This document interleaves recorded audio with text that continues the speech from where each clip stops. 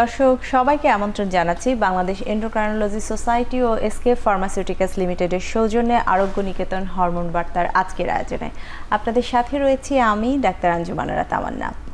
আজকের আয়োজনে আমরা কথা বলবো কিশোরীদের হরমোনের সমস্যাগুলো নিয়ে। আসলে আমাদের এই হরমোন বার্তায় আমরা হরমোনের বিভিন্ন সমস্যা নিয়ে আলোচনা করছি প্রতিটি পর্বে। আজ আলোচনা করব কিশোরীদের কী ধরনের সমস্যা হতে পারে হরমোনজনিত। সে বিষয়টি নিয়ে কথা বলার জন্য স্টুডিওতে আমাদের সাথে রয়েছেন অধ্যাপক ডাক্তার তানজিনা হোসেন, বিভাগীয় প্রধান এন্ডোক্রাইনোলজি অ্যান্ড মেটাবলিজম বিভাগ, গ্রিন লাইফ মেডিকেল কলেজ ও হাসপাতাল। অধ্যাপক তানজিনা হোসেন, আজকের আয়োজনে স্বাগত জানাচ্ছি। ধন্যবাদ। জি, আরও রয়েছেন ডাক্তার সঞ্জিদা ইসলাম, সহকারী অধ্যাপক এন্ডোক্রাইনোলজি বিভাগ, আদ্দিন মেডিকেল কলেজ হাসপাতাল। ডাক্তার সঞ্জিদা ইসলাম, আপনাকেও স্বাগত। জি, শুরু করছি ডাক্তার তানজিনা হোসেন আপনাকে দিয়ে। আমি বলছিলাম আসলে হরমোনের তো বিভিন্ন সমস্যা হয়ে থাকে এবং আমরা জানি কিশোরী বা কিশোরীর যে সময়টা শুরু হয় বয়ঃসন্ধিকাল, সেটা খুবই গুরুত্বপূর্ণ একটি সময় এবং একটি ট্রানজিশন পিরিয়ড। আসলে একটি মানুষ, একটি মেয়ে ছোটবেলা থেকে বাচ্চা বয়স থেকে একটি বয়ঃসন্ধিকাল পার হয়ে কিশোরীতে যায় এবং খুবই গুরুত্বপূর্ণ একটি সময়। আসলে একটু জানতে চাইব কি কি হরমোনের কারণে আসলে কিশোরীদের সমস্যা হতে পারে।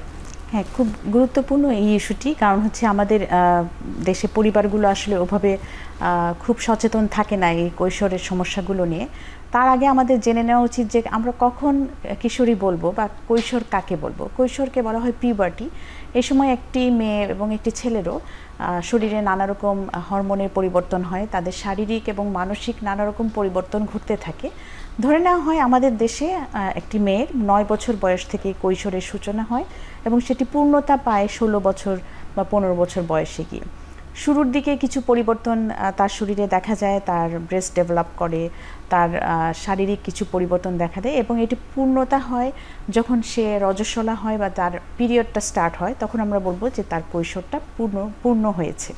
তো এই মাঝখানে ট্রানজিশনে যে কয়েক বছর থাকে, 9 থেকে 15 বছর বয়স, কারো কারো পিরিয়ড শুরু হতে 15 হয়, কারো কারো আরও দেরিও হয়। এই সময়টুকু খুব গুরুত্বপূর্ণ, কারণ এই সময়টাতে অনেক রকমের হরমোনের ওঠানামা হতে থাকে এবং আমাদের অনেক রকম সমস্যাও হতে পারে কিশোরীদের, যেটা তারা অনেক সময় ফেস করে, কিন্তু লজ্জায় বা দ্বিধার কারণে অনেক সময় বাবা মাকেও বলতে চায় না বা কারোর সাথে শেয়ার করে না। কিন্তু এগুলোর কিন্তু দীর্ঘমেয়াদী জটিলতা তৈরি হয়ে যায় এবং পরবর্তী জীবনে তার নানা রকম সমস্যা হতে পারে যদি সে ওই সময়টাতে চিকিৎসকের শরণাপন্ন না হয়। তাহলে এই সময়টা আমাদের অবশ্যই সচেতন থাকতে হবে। জি, একটু চলে যাবো ডাক্তার সঞ্জিদা ইসলাম আপনার কাছে। ম্যাডাম বলছিলেন আসলে যে কি কৈশোরের সময়টা নিয়ে। আমরা জানি এই সময়টায় একটু লাজুক হয়ে থাকে আমাদের ছেলেমেয়েরা এবং অনেক ক্ষেত্রে অনেক সমস্যা হয়তো সে কারোর সাথেই আলোচনা করে না, বাবা মা তো নয়ই, কারোর সাথেই সে আলাপ করতে চায় না। আসলে জানতে চাও কোন সময়টা আসলে বা কোন কোন লক্ষণ দেখা দিলে একজন বাবা মা তার কিশোর বা কিশোরী ছেলে মেয়েটিকে একজন এন্ডোক্রাইনোলজিস্টের কাছে নিয়ে যাবেন। ধন্যবাদ। আসলে কিশোরের টাইমটা ম্যাডাম খুব সুন্দর করে বলেছে যে 9 বছর বা 11 বছর থেকে 18 বছর পর্যন্ত ওই সময়টা। এখন কিশোরী বা কৈশোর যে সময়টা, ওই সময় শারীরিক, মানসিক এবং সামাজিক অনেকগুলো পরিবর্তন হয়ে থাকে। মেয়েদের ক্ষেত্রে শারীরিক যে পরিবর্তনগুলো হয়ে থাকে সম্পূর্ণটাই বেশিরভাগটাই হরমোন সম্পর্কিত। তো ওই সময় যেটা বেশি হয়ে থাকে যে পিরিয়ড ইরেগুলার, মাসিক অনিয়মিত হওয়া, হঠাৎ করে ওজন বেড়ে যাওয়া, অতিরিক্ত চুল মুখে বা শরীরের বিভিন্ন জায়গায় চুল চলে আসা, আর একটা হচ্ছে চুল পড়ে যাওয়া। এই সমস্যাগুলো নিয়েই বেশি আমাদের কাছে আসে কিশোরীরা।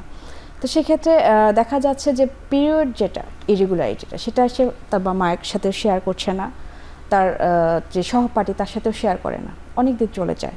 আমরা যেটা বলি যে পিরিয়ড শুরু হওয়ার 2-3 বছরের মধ্যে পিরিয়ড ইরেগুলার হতেই পারে, কিন্তু তারপরেও যদি ইরেগুলার হয়ে যায়, অনিয়মিত মাসিক হয়, সেক্ষেত্রে কিন্তু অবশ্যই একটা হরমোন বিশেষজ্ঞ তাকে শরণাপন্ন হতেই হবে। কারণ এই সময় যদি পিরিয়ডটা ক্লিয়ার না হয়, পেশেন্টের পিসিওএস যেটা আমরা বলি সবচেয়ে বেশি রোগী পায় পিসিওএসে, মাসিক অনিয়মিত, ওজন বেড়ে যাওয়া, তারপর হচ্ছে এই সমস্ত রোগের লক্ষণ যদি থাকে তাহলে অবশ্যই পিসিওএসের জন্য আমাদের কাছে আসতে হবে যদি চিকিৎসার ঠিক সময় শুরু না হয়। যে কমপ্লিকেশনগুলো আমরা বলি পিসিওএসে, ডায়াবেটিস, হাইপারটেনশন, ডিসলিপিডেমিয়া, অনেকগুলো জিনিস পেশেন্টে চলে আসে, কিশোরীদের চলে আসে। সুতরাং এই সময় চিকিৎসাটা শুরু করা খুবই জরুরি পিসিওএসের ক্ষেত্রে। আর যদি হাইপোথাইরয়েড বা হাইপারথাইরয়েডিজম অনেক সমস্যা নিয়ে আসে, বেশিরভাগ মেয়েরা বলে যে আমি তো খাবার খাচ্ছি না, মোটা হয়ে যাচ্ছি, চুল পড়ে যাচ্ছে, আমার স্কিন অনেক ড্রাই, শুকনা, কী করতে পারি? আবার আমার ভালো লাগে না, যেটা খুব ক্লান্ত লাগে, আমি খাবার খাই খুবই দুর্বল লাগে, আমি শক্তি পাই না। তো এটা খুব ইম্পর্টেন্ট হাইপোথাইরয়েডিজমের ক্ষেত্রে। হাইপোথাইরয়েড পেশেন্টগুলো এগুলো ফেস করে আমাদের কাছে আসে। আর আরেকটা যেটা হচ্ছে হাইপারপ্রোল্যাক্টিনিমিয়া, সবচেয়ে ইম্পর্টেন্ট যে ব্রেস্ট সিক্রেশন। এই বয়সে কিশোরীদের ব্রেস্ট সিক্রেশন হওয়ার কথা না, যখন মাসিকটা অনিয়মিত হয় আবার আরেকটা কথা বলতে ব্রেস্ট সিক্রেশন হচ্ছে, সেক্ষেত্রে অবশ্যই হরমোনের তারতম্যের জন্য যেটা এস্ট্রোজেন প্রজেস্টেরন লেভেলটা যদি ইমব্যালেন্স বা প্রোল্যাক্টিন লেভেল যদি কোনো সমস্যা হয়ে থাকে, সেক্ষেত্রে এই সমস্যাগুলো হতে পারে। অবশ্যই এক্ষেত্রে একটা এন্ডোক্রাইনোলজিস্ট যোগাযোগ দেখা করে সব সমস্যার সমাধান করতে পারে। জি, অনেকগুলো সমস্যার কথা উঠে এসেছে আপনার আলোচনার মাধ্যমে। আমি একটি একটি করে জানবো। তানজিনা হোসেন ম্যাম, আপনার কাছ থেকে এই যে পিসিওএস এর একটি কথা এখনকার সময় খুব আলোচনা হচ্ছে এবং অলরেডি ডাক্তার সানজিদা ইসলাম বললেন যে এই সমস্যাগুলো অনেক বেশি পাওয়া যাচ্ছে এখন। আমাদের দেশে হয় যে মায়েরা হয়তো মেয়ের যদি ইরেগুলার পিরিয়ড হয় সেক্ষেত্রে একজন গাইনোকোলজিস্টের কাছে চলে যান যে কী ধরনের চিকিৎসা নেবেন।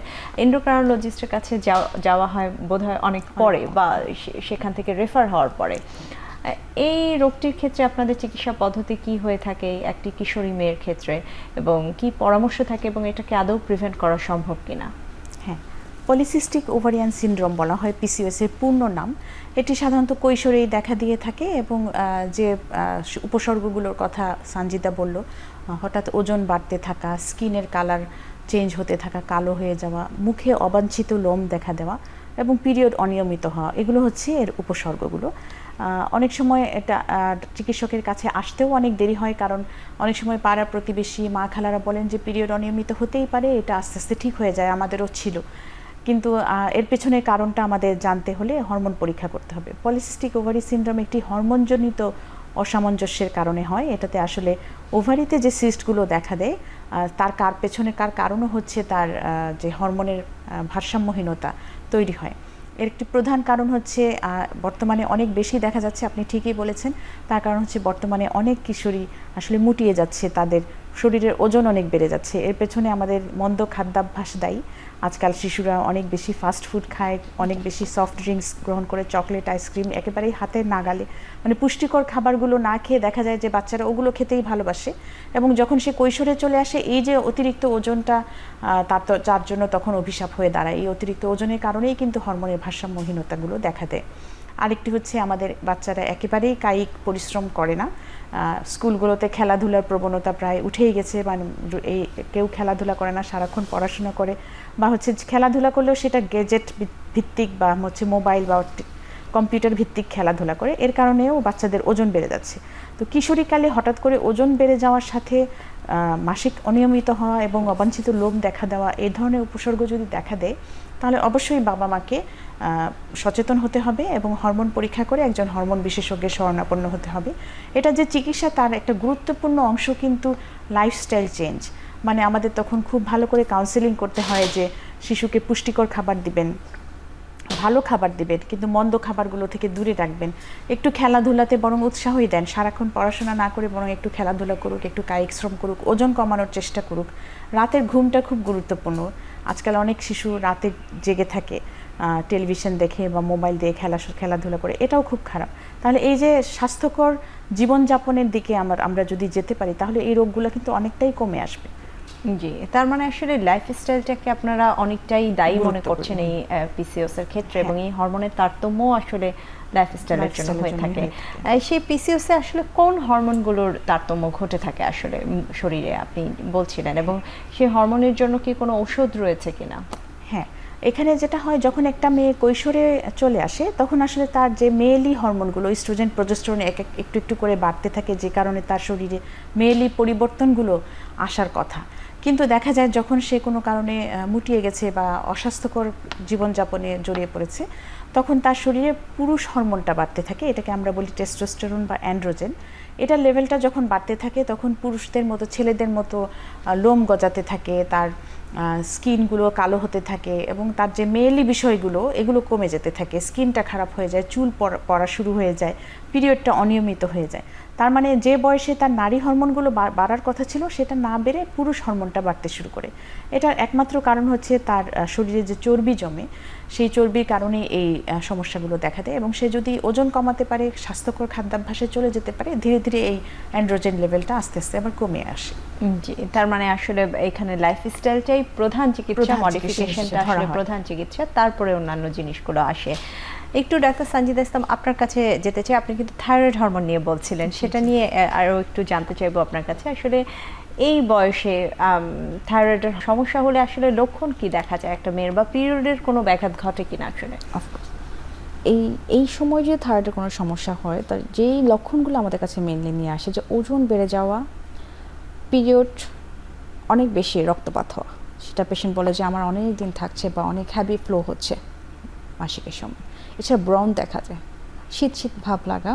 আর একটা ইম্পর্টেন্ট, পড়ালেখায় মনোযোগ আসছে না, খুবই ইম্পর্টেন্ট, খুবই গুরুত্বপূর্ণ যে আমার মনোযোগ দিতে পারছে না, বা প্যারেন্টসরাও, অভিভাবকরাও বলেন যে পড়ালেখায় এতটা আগ্রহী না। আর ক্লান্তির ভাবটা খুব বেশি হয়। হাইপোথাইরয়েডে এই লক্ষণগুলো বেশি ইম্পর্টেন্ট। আর যদি হাইপারথাইরয়েডও কিন্তু হয়ে থাকে, হয় যে না তা না। হাইপারথাইরয়েডের ক্ষেত্রে বলে পেশেন্ট যে ওজন কমে যাচ্ছে, খুবই ঘাম বেশি হচ্ছে, মাসিক হচ্ছে না, পিরিয়ড 2-3 মাস পর পর হচ্ছে, অনিয়মিত হচ্ছে। তারপর আরটা হচ্ছে যে অস্থির লাগা, সবসময় অস্থির ভাব থাকে, তো সেটা হচ্ছে হাইপারথাইরয়েডের লক্ষণগুলো। তো হাইপোথাইরয়েড, হাইপার দুটোই কিশোরীর বয়সে হতে পারে। এই আর কি। সেই ক্ষেত্রে কি তখন থেকে আসলে আপনারা থাইরয়েড হরমোন দিয়ে চিকিৎসাটা শুরু করেন কিনা? যদি ওই বয়স আমরা থেকে? পরীক্ষা করার পর দেখি যে থাইরয়েড হরমোন কম আছে, মানে হাইপোথাইরয়েড আছে, এবং তার সমস্যা বেশি, যে ওজন বেশি, পিরিয়ড ব্লিডিং বেশি হচ্ছে, সেক্ষেত্রে অবশ্যই আমরা রিপ্লেস দিয়ে দিচ্ছি।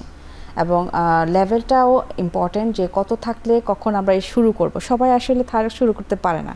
একজন এন্ডোক্রাইনিস্টের কাছে গিয়ে টেস্ট করে পেশেন্টের কন্ডিশন, পেশেন্টের সমস্যাগুলো দেখে আমরা হরমোনটা শুরু করে দিই। যদি পেশেন্টের ওজন বেশি থাকে, প্রথম যেটা আমরা বলি, লাইফস্টাইল চেঞ্জ করতে হবে মাস্ট বি। আমি ওষুধ দিলে যে ওজন কমে যাবে তা না, থাইরয়েড সমস্যা থাকলে সেটা আমরা রিপ্লেস দিয়ে দিচ্ছি।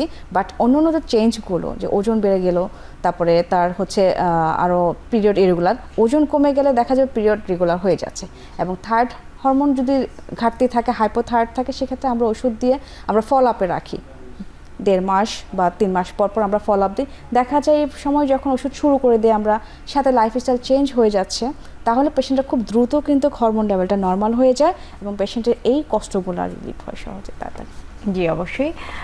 একটু ডাক্তার তানজিনা হোসেন, আপনার কাছে জানতে চাই, আসলে কিশোরীদের নিয়ে আজকে আমরা আলাপ করছি। এই সময় কিন্তু একটি কিশোরী বা একটি মেয়ের দেখা যায় অনেক সময় মুড ডিসঅর্ডার হয়।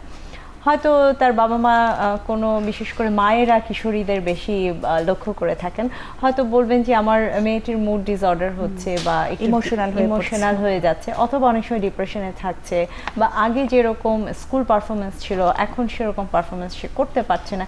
এটা কি কোনো হরমোনের সাথে আসলে সম্পর্কিত কিনা? অনেকেই এটা কিছুটা হরমোনের সাথে সম্পর্কিত। আমি বলেছি যে একটা মেয়ে কৈশোরে যখন আসে, তখন তার শারীরিক মানসিক পরিবর্তনগুলো শুরু হয়ে যায়। এই সময় কিন্তু বাচ্চারা একটু ইমোশনাল থাকতে পারে, একটু আবেগপ্রবণ হয়ে পড়ে, খুব অল্পতেই প্রতিক্রিয়া দেখায় বা রিয়্যাক্ট করে। এটা কিন্তু স্বাভাবিক। এটাকে আমরা অনেক সময় কি টিনেজ ক্রাইসিস বলি, তাই না? এটাকে ওইভাবে করে মানে হ্যান্ডেল করা বাবা মাকে শিখতে হয়। কিন্তু যখন দেখবেন যে কোনো কিশোর বা কিশোরী খুব বেশি মুড ফ্লাকচুয়েট করছে, ডিপ্রেশনে চলে যাচ্ছে, তাদের কিছুই ভালো লাগে না, এমনকি তাদের পছন্দের কাজগুলো করতেও ভালো লাগে না, সারাক্ষণ মন খারাপ করে থাকে, বা হচ্ছে তাদের পড়াশোনায় মোটেই মনোযোগ পাচ্ছে না, মনোযোগ রাখতে পারছে না, স্লো হয়ে যাচ্ছে সেই শিশুটি, তখন আসলে আমাদের তাদের থাইরয়েড এবং অন্যান্য টেস্টগুলো করে নিয়ে দেখতে হবে যে এর পেছনে কোনো হরমোনজনিত কারণ আছে কিনা। আরেকটি হচ্ছে, আমরা গ্রোথের কথা বলেছি, গ্রোথের একটা অংশ হচ্ছে শারীরিকভাবে বৃদ্ধি পাওয়া বা লম্বা হওয়া। সবচেয়ে বেশি গ্রোথ আমাদের হয়ে থাকে এই পিউবার্টিতে বা কৈশোরে। একটা ছেলে বা মেয়ে খুব দ্রুত লম্বা হয়। যদি দেখা যায় যে সে তার সহপাঠীদের তুলনায়, তার বয়সীদের তুলনায় যথেষ্ট লম্বা হচ্ছে না, বা তার গ্রোথটা আটকে যাচ্ছে, তাহলেও কিন্তু আমাদের বেশ কিছু হরমোন পরীক্ষা করতে হয়। এক্ষেত্রে thyroid hormone, growth hormone, vitamin D level, এই জিনিসগুলো আমাদের দেখতে হয়। তাহলে কৈশোরে কিন্তু নানা রকমের প্রবলেম হতে পারে, শারীরিক, মানসিক, ইমোশনাল নানা রকম প্রবলেম হতে পারে, এবং এর পেছনে হরমোন জনিত অনেক কিছু থাকতে পারে। এই সমস্যাগুলো নিয়ে আবার ফিরবো আপনাদের কাছে। আমাদের একটি বিরতির সময় হয়ে গেছে, আমি বিরতি নিয়ে আবার ফিরছি আপনাদের কাছে।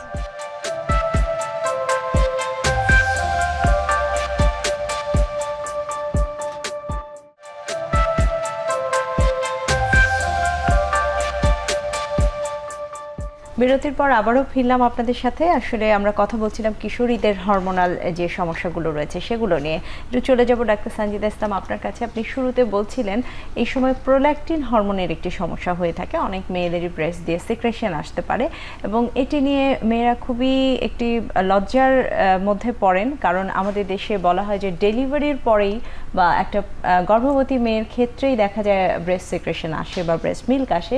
সেক্ষেত্রে অনেক কিশোরীর যদি এই ধরনের সমস্যা হয় তারা হয়তো তার মাকেও বলতে চায় না, বললেও সেই মা আবার সেই সমস্যাটা নিয়ে কারোর সাথে আলোচনাও করতে চান না, বিভিন্ন রকম সামাজিক ক্রাইসিসের কথা চিন্তা করে। একটু জানতে চাইবো আসলে এই সমস্যাগুলো কেন হয় বা প্রোল্যাকটিন হরমোন বাড়ার কোনো কারণ রয়েছে কিনা এবং চিকিৎসার মধ্যে পড়ে কিনা এটি।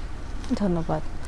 যদি কোনো কিশোরী এই সমস্যা নিয়ে আসে যে তার পিরিয়ড ইরেগুলার অথবা ব্রেস্ট সিক্রেশন হচ্ছে, আমরা তখন এক্সামিন করে দেখি ব্রেস্টে কোনো পেইন আছে কি না। তখন আমরা পেশেন্টের হিস্ট্রি নেই, কারণ প্রোল্যাকটিন লেভেল বাড়ার দুটা কারণ হতে পারে, ড্রাগ হিস্ট্রি হতে পারে, আরটা যদি তার হরমোন লেভেলটা বেড়ে যায়, যেটা আমরা বলি পিটুইটারি গ্ল্যান্ড থেকে হরমোনটা নিঃসৃত হয়, ওটা যদি বেড়ে যায় কোনো টিউমারের কারণে। তো সেক্ষেত্রে যখন আসলে কিশোরীরা বলতে চায় না, তাদের মাকেও বলতে চায় না, অনেক দিন পর আসে সমস্যাগুলো নিয়ে আসে, যখন পিরিয়ড 6-7 মাস লেট হয়ে যায় তখন বলে। আর যদি পেইন আসে, যখন আমাদের কাছে আসে তখন আমরা হিস্ট্রি নিয়ে প্রপার যদি দেখি যে ড্রাগ হিস্ট্রি, যেমন ওমিটোন নামে একটা যেটা আসছে, অনেক দিন ধরে খাওয়া অরুচি হয় না, খাওয়া অরুচি থাকে, তখন তার প্যারেন্টস বা সেই ওমিটোন খেতে থাকে, একটা ওষুধ আছে, কিছু কিছু ড্রাগস আছে যেটা প্রোল্যাকটিন লেভেল হাই করে দেয়, তখন ওই হিস্ট্রি নেব পেশেন্ট ওই ওষুধ খাচ্ছে কিনা। যদি এরকম কোনো হিস্ট্রি না থেকে থাকে তখন আমরা হরমোন লেভেলটা করে দেখি যে প্রোল্যাকটিন লেভেল কেমন আছে।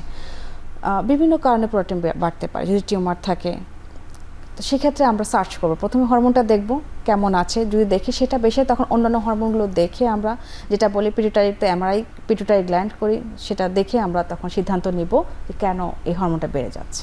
জি, এবং সেই ক্ষেত্রে কি আসলে ঔষধ দিলে এটি পুরোপুরি রিকভার হয় যদি কিনা? কখনো হাইপারপ্রোল্যাকটিন আমরা পেয়ে যাই রিপোর্টে, অবশ্যই খুব ভালো ওষুধ আছে, আমরা ওষুধটা শুরু করে দিই। ওষুধটা শুরু করার প্রায় 1-1.5 মাস পর আবার রিপোর্ট করতে দেই, দেখা যায় যে যখন নর্মাল হয়ে যায় তখন পেশেন্টের এই কমপ্লেনগুলোও চলে যায়, ব্রেস্ট সিক্রেশন বা ব্রেস্ট পেইন এগুলো চলে যায়।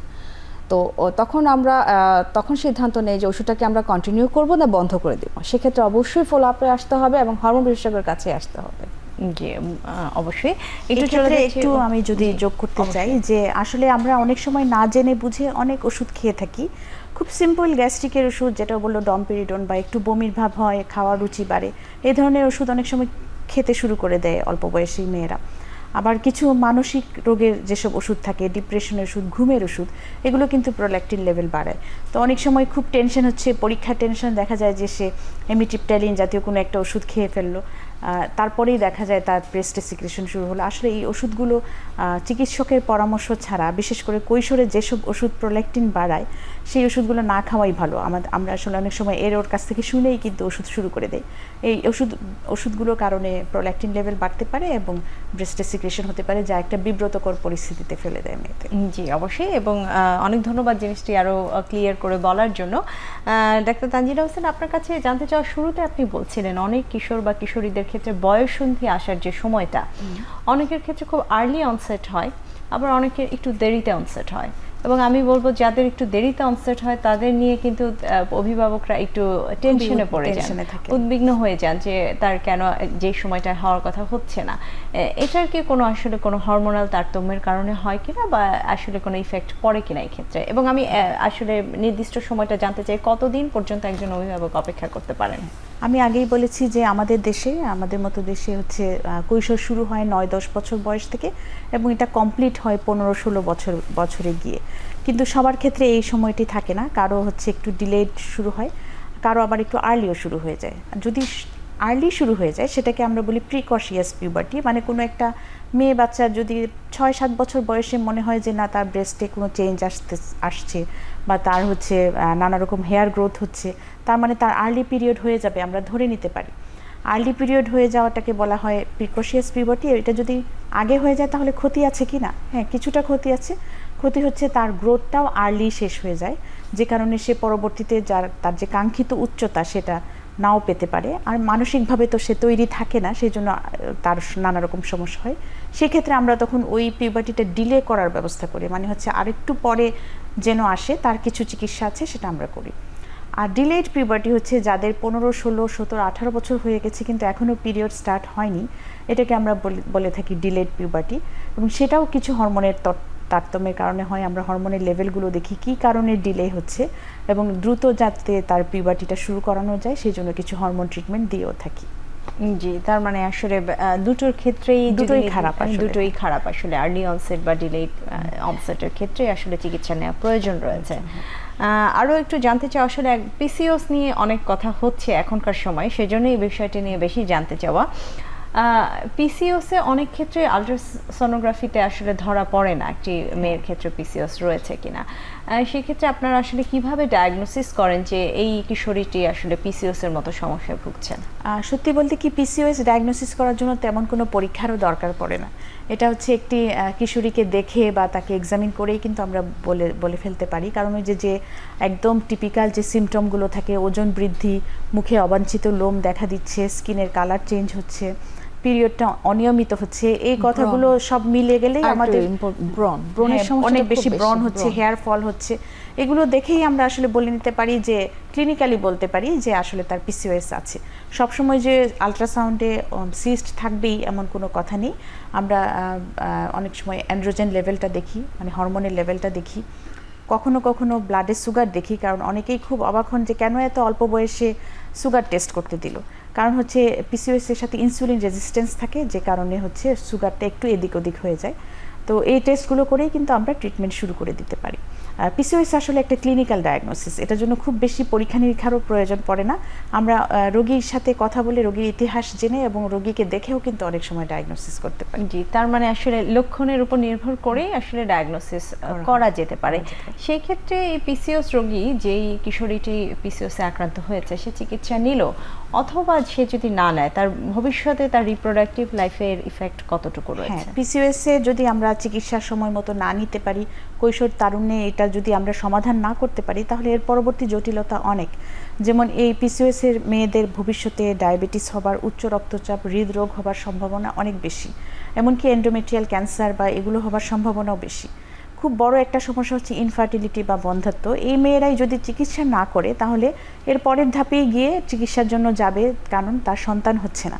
যার নিয়মিত পিরিয়ড হচ্ছে না, তার নিয়মিত ডিম্বাণু তৈরি হচ্ছে না, তার মানে তার সন্তান হবার সম্ভাবনা অনেকটাই কমে আসে।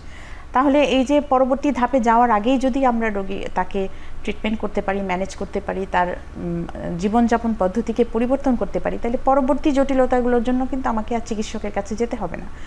দেখা যায় যে আমাদের অনেক রোগী কৈশোরে এই জিনিসটা অ্যাড্রেস করে না, কারো কাছে যায় না এবং পরবর্তীতে এই সব প্রবলেম নিয়ে বিভিন্ন ডাক্তারের কাছে ছোটাছুটি করে। তাহলে এটা আমাদের আসলে কিশোরীদের মায়েদের এবং বাবাদের বেশি সচেতন হতে হবে যে এই প্রবলেমগুলো দেখা দিলে আমাকে শুরুতেই ট্রিটমেন্ট নিতে হবে। জি, অবশ্যই। একটু চলে যাচ্ছি ডাক্তার সানজিদা ইসলাম আপনার কাছে। আপনি এর আগের অংশটিতে বলছিলেন যারা হাইপোথাইরয়েড বা হাইপারথাইরয়েডের মতো সমস্যায় ভুগছে, তাদের অনেকেরই পিরিয়ডের সময় অনেক হেভি ব্লিডিং হওয়ার একটা হিস্ট্রি থাকে। সেক্ষেত্রে আপনারা তো থাইরয়েডের চিকিৎসা দিচ্ছেনই, পাশাপাশি এই ব্লিডিং বন্ধের জন্য অনেককেই আমি দেখেছি পিল খাওয়ার একটা ব্যাপার চলে আসে।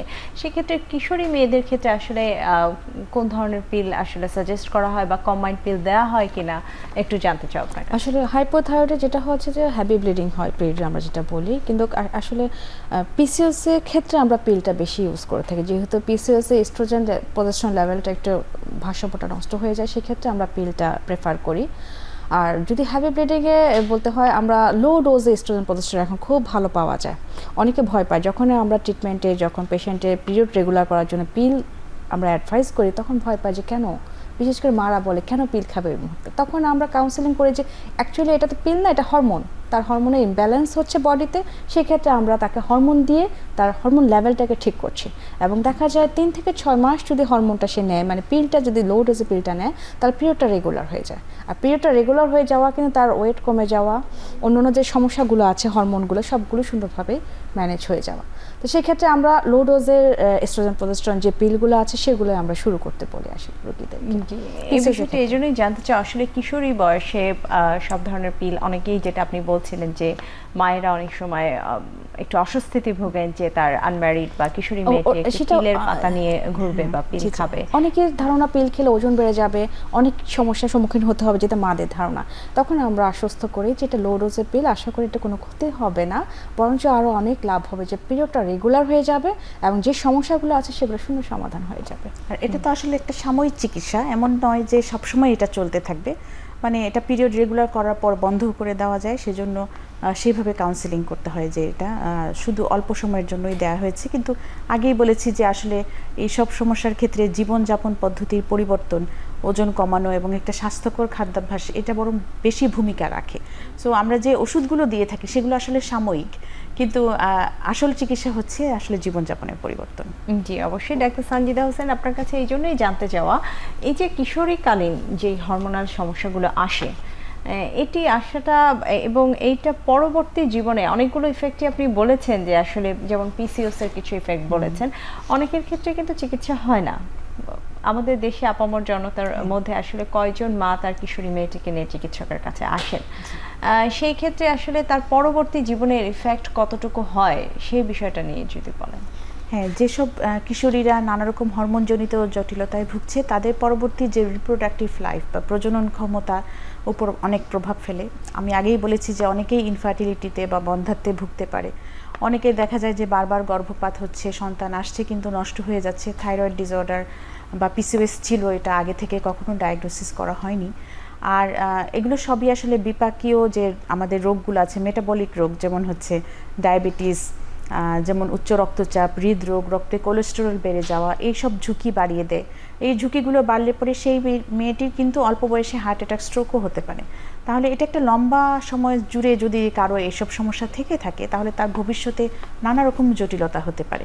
তাহলে এগুলো আসলে অল্প বয়সেই চিকিৎসা এবং সমাধান করা উচিত, যাতে তার পরবর্তীতে এই প্রবলেমগুলো না। আর একটা ইম্পর্টেন্ট, কিশোর বয়সে পড়ালেখাটা যেহেতু খুবই গুরুত্বপূর্ণ, থাইরয়েড হরমোন একটা মেটাবলিক অ্যাক্টিভ হরমোন, সুতরাং ব্রেন ডেভেলপমেন্ট, তাকে অ্যাক্টিভ রাখার জন্য হরমোনের গুরুত্ব অনেক বেশি। সুতরাং ওই সময়টাই দেখা যায় যে আমাদের গুরুত্বপূর্ণ পরীক্ষাগুলো, পড়ালেখাগুলো ওই সময়টাই কিশোর বয়সে হয়ে থাকে। এখন যদি মেটাবলিক অ্যাক্টিভ ব্রেন ডেভেলপমেন্টের জন্য যদি হরমোন না থাকে, স্বাভাবিক সেভাবে লেখাপড়ার বাধাগ্রস্ত হতে পারে, সেটা আরো বেশি ডিপ্রেশনের দিকে ঠেলে দেয় কিশোরীটিকে। আর একটা গুরুত্বপূর্ণ কথা বলা হয়নি, সেটা হচ্ছে আজকাল গর্ভকালীন ডায়াবেটিস বা জেস্টেশনাল ডায়াবেটিসের সংখ্যা অনেক বেশি আশঙ্কাজনক হারে বাড়ছে। তো দেখা যায় যেসব মেয়েরা ওজনাধিক্যে ভুগে, যারা একটু ওবিজ, যাদের পিসিওএস ছিল, যাদের অল্প বয়স থেকে খাদ্যাভ্যাস খারাপ এবং যারা মোটেই কায়িক পরিশ্রম করে না, তারাই আসলে এই গর্ভকালীন ডায়াবেটিসে ভুগে। এবং তখন দেখা যায় যে তারা যখন গর্ভধারণ করে তখন আবার একটা বড় একটা চক্রের মধ্যে পড়ে যায়, ইনসুলিন নিতে হবে, বারবার ডাক্তারের কাছে যেতে হবে, ফলো আপ করতে হবে, রিস্ক বেড়ে যায় প্রেগনেন্সি। তাহলে আমরা এই পুরো প্রসিডিউরটাকে কিন্তু প্রতিহত করতে পারি যদি ছোটবেলা থেকেই কিশোরীদেরকে একটু স্বাস্থ্যকর জীবনযাপনের প্রতি আগ্রহী করে। জি, এই বিষয়টি নিয়ে আরো আসবো আপনাদের কাছে। আমাদের আরো একটি বিরতির সময় হয়ে গেছে, বিরতি নিয়ে আবার ফিরছি আলোচনায়।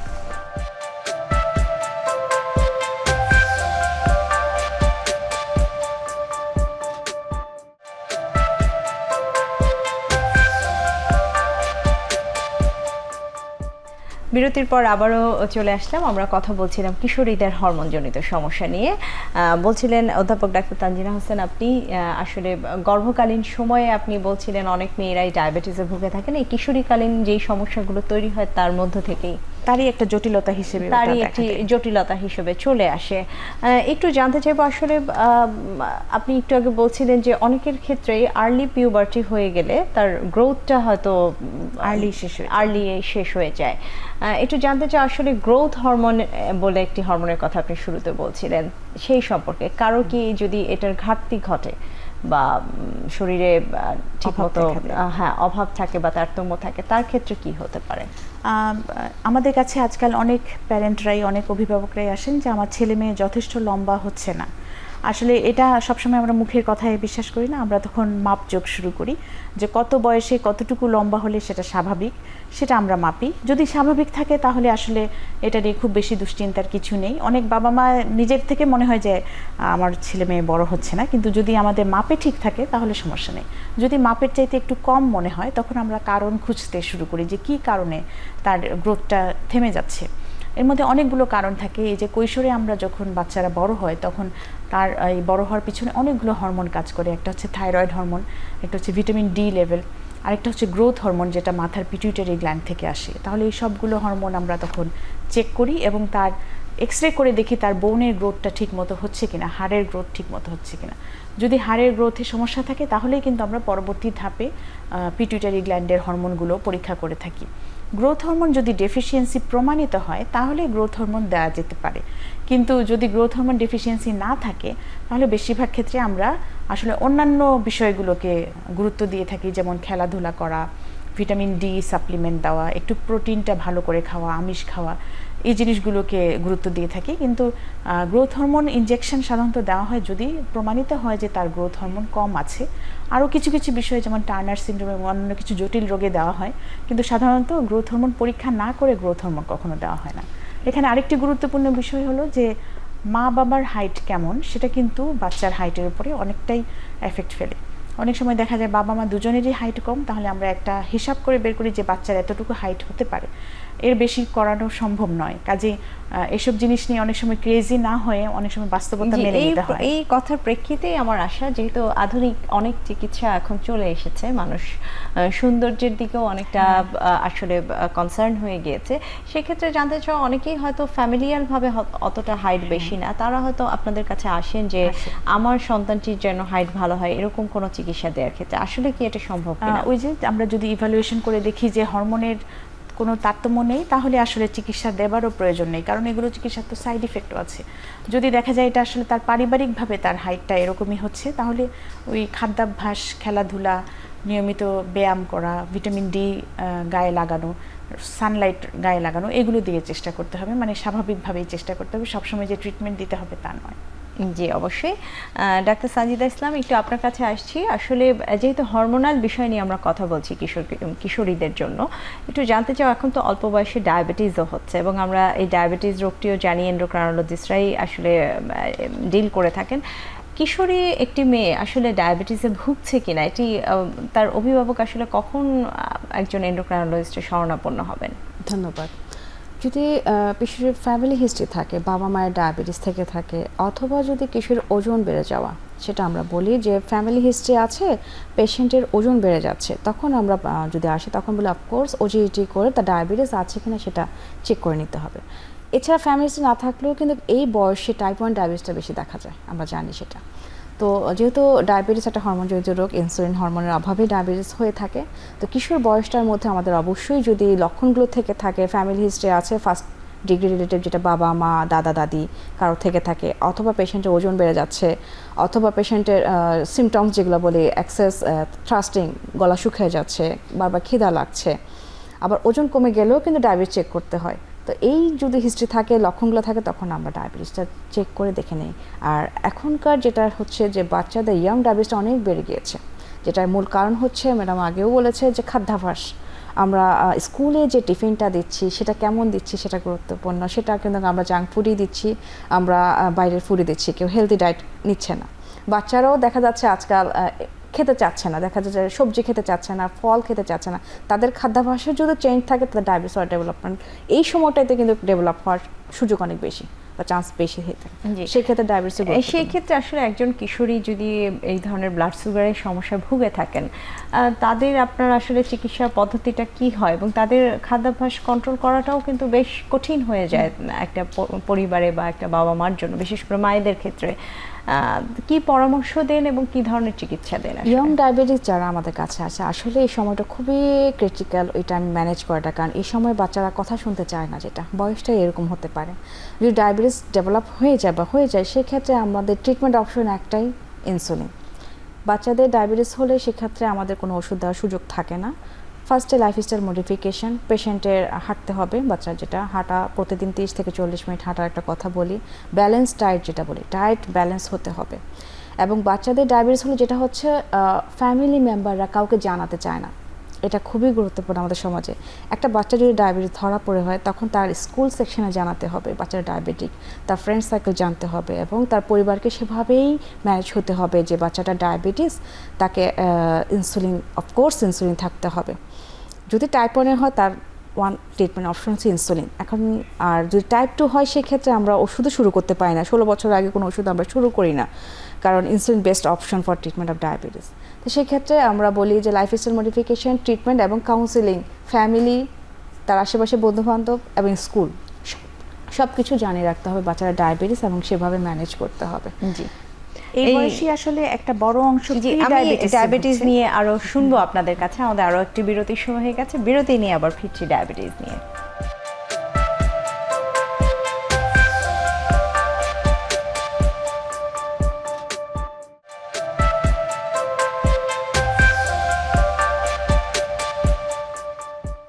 বিরতির পর আবারও ফিরলাম আপনাদের কাছে। বিরতির আগে আমরা আলোচনা করছিলাম বাচ্চাদের বা কিশোরীদের ডায়াবেটিস নিয়ে। অধ্যাপক তানজিনা হোসেন, আপনি বলতে চাচ্ছিলেন আসলে এই সময় কি করণীয়, এবং আমি সাথে আরও একটি প্রশ্ন জুড়ে দিই যেটা ডাক্তার সানজিদা ইসলাম বলছিলেন যে স্কুলে ইনফর্ম করে রাখা একটি কিশোরী যদি ডায়াবেটিক হয়ে থাকে, কিশোরী আমি দুই ক্ষেত্রে বলছি, সেক্ষেত্রে যদি ইনসুলিনই অপশন হয়, সেই ইনসুলিনটি আসলে স্কুলে কিভাবে প্রোভাইড করা সম্ভব? হ্যাঁ, আমরা যে টাইপ 1 ডায়াবেটিসের কথা বলি, যেটা শিশু কিশোরদেরই বেশি হয়ে থাকে, সেটি আসলে ইনসুলিনের অভাবের কারণে হয়ে থাকে এবং সেটির একমাত্র চিকিৎসা হচ্ছে ইনসুলিন। শুধু ইনসুলিনও নয়, তার ক্ষেত্রে দেখা যায় দিনে 3 বার 4 বার করে ইনসুলিন দিতে হতে পারে।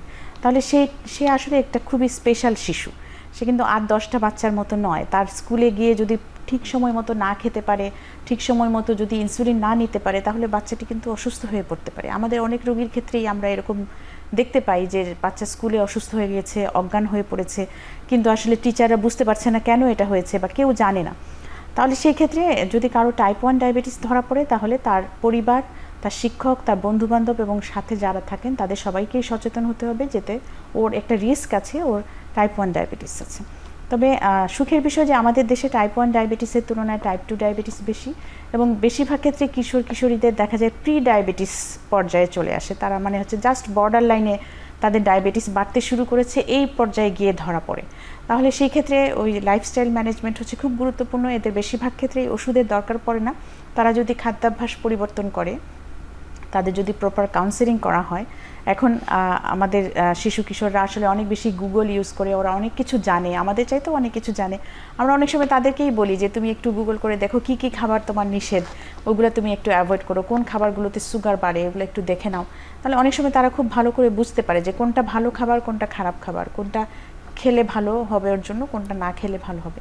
একটু খেলাধুলায় উৎসাহিত করা, তাদেরকে এক্সারসাইজ করতে উৎসাহিত করা, এই জিনিসগুলো করতে পারলে প্রি ডায়াবেটিসটা ম্যানেজ করা যায়, অনেক সময় টাইপ 2 ডায়াবেটিসটাও ম্যানেজ করা যায়।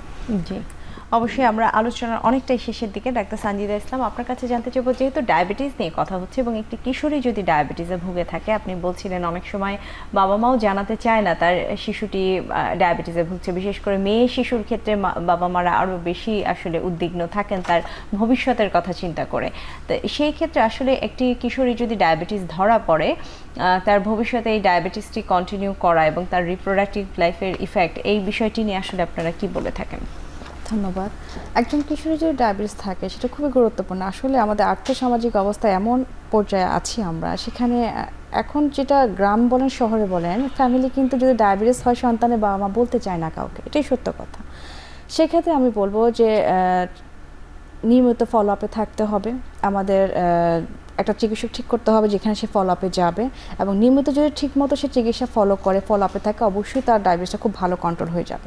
কিন্তু সেক্ষেত্রে কিশোরের ক্ষেত্রে অনেক লেন্দি একটা জার্নি, তার বাচ্চা হতে হবে, তার অনেকগুলো কাজ আছে। সেক্ষেত্রে বিয়ে যেটা ইম্পর্টেন্ট, বিয়ের সময় কিন্তু এটা অনেকে লুকায়, গোপন রাখে যে মেয়ে ডায়াবেটিস। আমাদের অনেক পেশেন্ট পেয়ে থাকে যে বিয়ের সময় বলা হয়নি যে মেয়ের ডায়াবেটিস আছে, সেক্ষেত্রে মেয়ে ইনসুলিন পেতেও দেখা যায় বিয়ের পর ইনসুলিন নেওয়া হয়নি, সেখানে জটিলভাবে পেশেন্টগুলো আমাদের কাছে এসে হাজির হয়।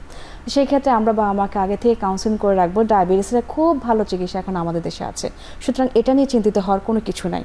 আর এখন ইনসুলিন ফ্যামিলি সবাই এখন এটা ভালোভাবে নিচ্ছে, যেহেতু চিকিৎসা অপশন ভালো। তো ফ্যামিলিকে জানাতে হবে যে নতুন পরিবারের সাথে যুক্ত হতে যাচ্ছে, ছেলের পরিবারের সাথে জানাতে হবে, তাদের সাথে কথা বলতে হবে। তো তাদের সাথে কথা বলেই সেভাবে তাকে আগে এগিয়ে যেতে হবে। তার মানে আসলে প্রপার চিকিৎসা করলে তার রিপ্রোডাক্টিভ লাইফে যেটার ইফেক্ট হবে না, এইটি আসলে ভালো করে বুঝিয়ে বলা এবং তার পরিবারকেও এটা সহজে অ্যাকসেপ্ট করার আসলে মানসিকতা তৈরি এতটা করা। আতঙ্কিত হবার যে কিছু নেই, এটা ভবিষ্যতে যে পরিবারের সাথে যুক্ত হবে তাদেরকেও একটু বুঝিয়ে দেওয়া উচিত। এখন বর্তমানে অনেক হাইলি টেকনিক্যাল ইনসুলিন, যেগুলো হচ্ছে কলমের মতো ক্যারি করা যায়, অনেক সময় ইনসুলিন পাম্প বডিতে লাগিয়ে রাখা যায়, যেটা অনেকেই ইউজ করে। তো নানা রকমের আধুনিক পদ্ধতি চলে এসেছে এখন, কিন্তু ডায়াবেটিস আর সেরকম নেই যে সবসময় সুই দিয়ে ঘুরতে হবে, সুই নিয়ে ঘুরতে হবে। এই জিনিসগুলো আমরা আসলে কাউন্সেলিং করে সবাইকে বোঝাতে পারি, পরিবারকে, যে ডায়াবেটিস নিয়ে এখন আর আতঙ্কিত হওয়ার কিছু নেই। ইনসুলিন নিয়ে সবার একটা ভীতি আছে, সরি যেটা বলতে চাচ্ছি, আমাদের এই ছোট বাচ্চাদের যখন আমরা ইনসুলিন দিতে চাই কিশোরের টাইপের, তখন পরিবারেই রাজি হতে চায় না যে ইনসুলিন কেন নেবে, ওষুধ ভালো। দেখা যায় আমাদের কাছে আর আসেই না, যেগুলো পেরিফেরি থেকে রোগীগুলো আসে, তখন তারা বিভিন্ন জিনিস ট্রাই করে, আবার হার্বাল, তারপর ওষুধপত্র। কিন্তু আমরা সেটাই কাউন্সিলিং সবাইকে জানাতে চাই যে অ্যাকচুয়ালি যখন এই বয়সটা খুবই গুরুত্বপূর্ণ গ্রোথের ক্ষেত্রে, সামনে যে পরিবর্তনগুলো আসবে সেই ক্ষেত্রে খুবই গুরুত্বপূর্ণ কিশোরীদের। ইনসুলিনটা অবশ্যই কন্টিনিউ যেন করে। ইনসুলিনে সুই যে ভীতিটা আছে সেটা এখন আর নাই, কারণ এখন লেটেস্ট অনেক নিডেল আছে যেটা অলরেডি ম্যাম বলছিলেন। অনেকটাই শেষের দিকে আমরা আসলে সচেতনতার কোনো বিকল্প নেই এবং আমরা এই আয়োজনগুলোর মাধ্যমে আপনাদের মাধ্যমে আসলে দর্শকদের জানাতে চাই এই বিষয়গুলো। অসংখ্য ধন্যবাদ জানাচ্ছি অধ্যাপক ডাক্তার তানজিনা হোসেন আপনাকে এবং ডাক্তার সানজিদা ইসলাম, আপনাদের দুজনকে আজকের আয়োজনের সময় দেওয়ার জন্য। আপনাকে ধন্যবাদ। জি অবশ্যই। দর্শক, আরোগ্য নিকেতন হরমোন বার্তার আজকের আয়োজনের একদমই শেষে চলে এসেছি। আমরা কথা বলছিলাম কিশোরীদের হরমোনজনিত সমস্যা এবং অনেকগুলো বিষয় আজকের আলোচনায় উঠে এসেছে। কি ধরনের সমস্যা আসলে এই সময়ে, কিশোরীকালীন সময়ে আসলে হরমোনের প্রভাবে আমাদের কিশোরীরা ভুগে থাকেন এবং কি কি সতর্কতা আসলে এই সময় নেওয়া উচিত অভিভাবকদের। আশা করি সবাই অনেক উপকৃত হয়েছেন। সবার সুস্থতা কামনায় আজকের আয়োজনটি এখানেই শেষ করছি।